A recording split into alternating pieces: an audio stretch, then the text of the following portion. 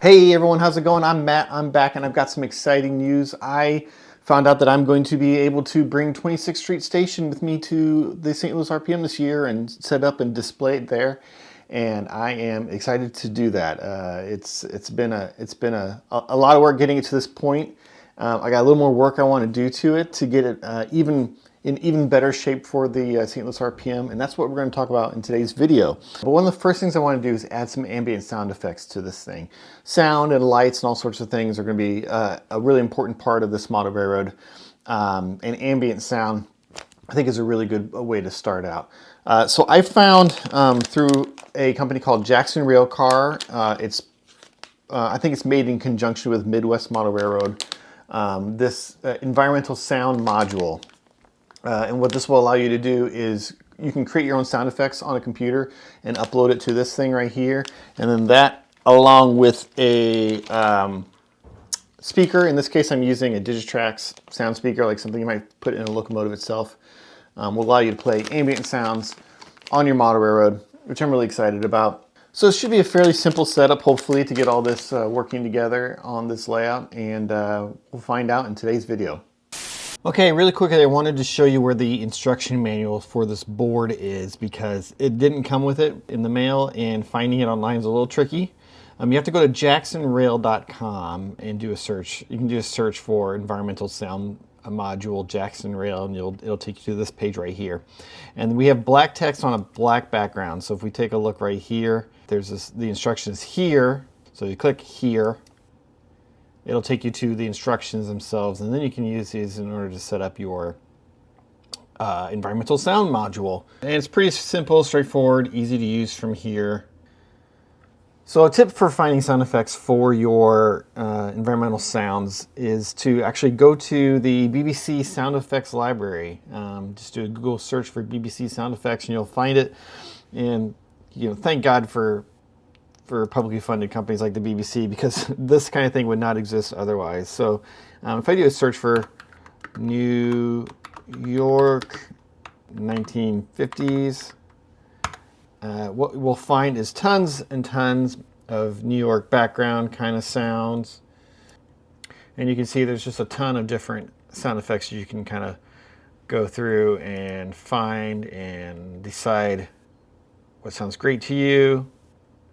Download those and use those freely in your projects. Another good place to go is freesound.org. This one is nice as well. So if I go city sounds, I can find a whole bunch of different sounds from all around and preview those and download those as well. Once you've chosen your audio files, you can bring it into your favorite audio editing tool.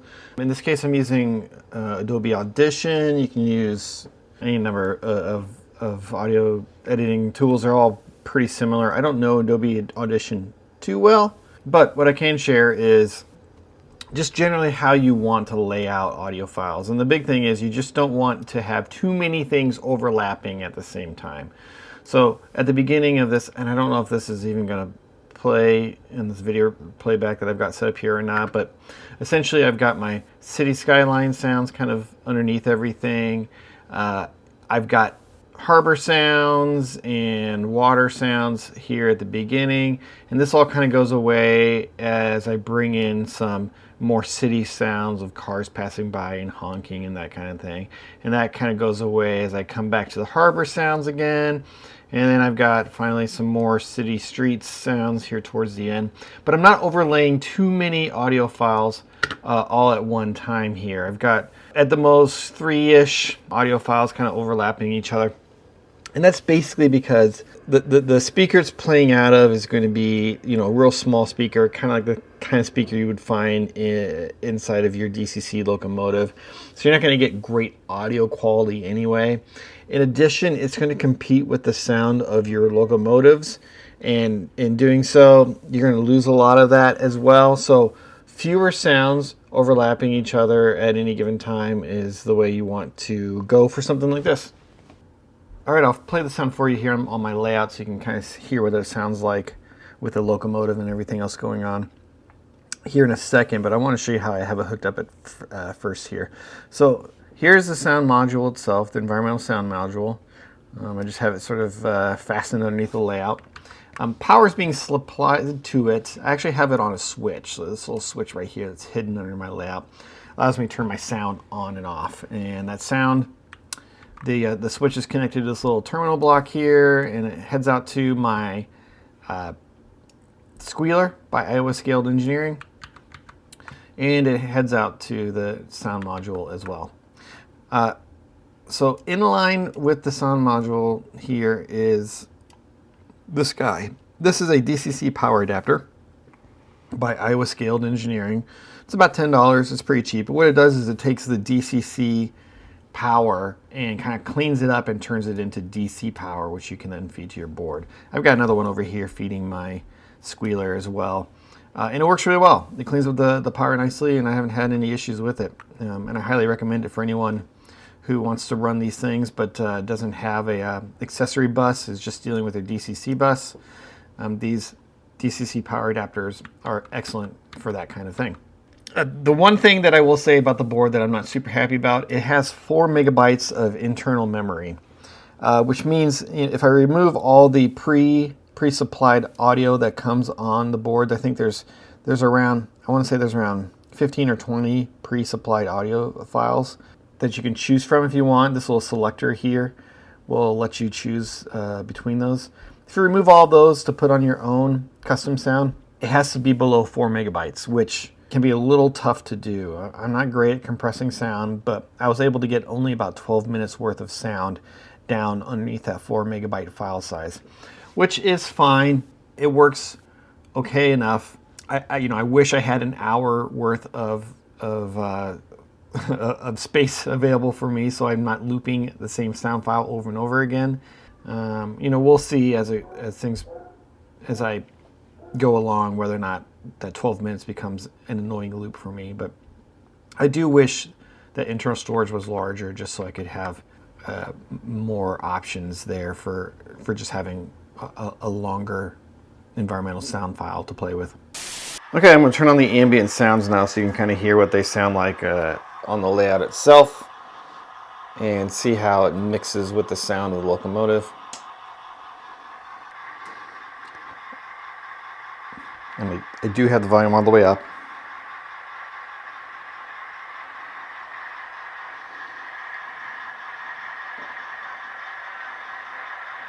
I don't know how well you can hear that. Let's go ahead and get the locomotive moving.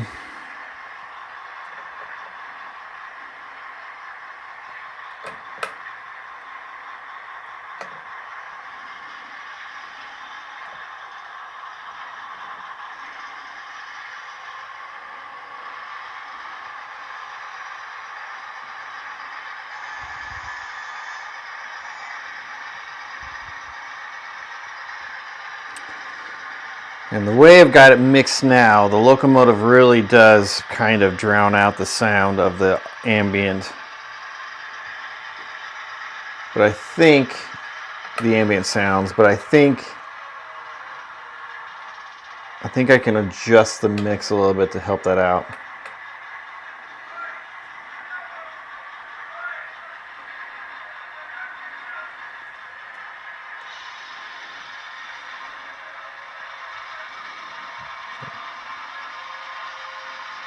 Not sure how well that's coming across. It's pretty subtle in comparison with the locomotive.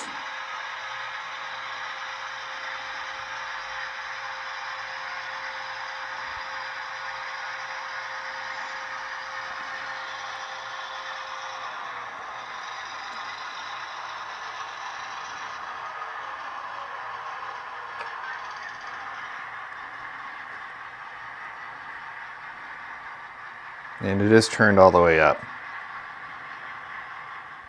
Well, that is it for me for now. Hopefully you got something out of this. I think sound on a small model railroad, something like this, it's meant to be shared with others, is a lot of fun and can add a lot to the experience overall. And so consider the Jackson Railcar Midwest Model Railroad Ambient Sound Module if you are looking to add some sound effects to your model railroad. Thanks for stopping by, and I'll see everyone in another video.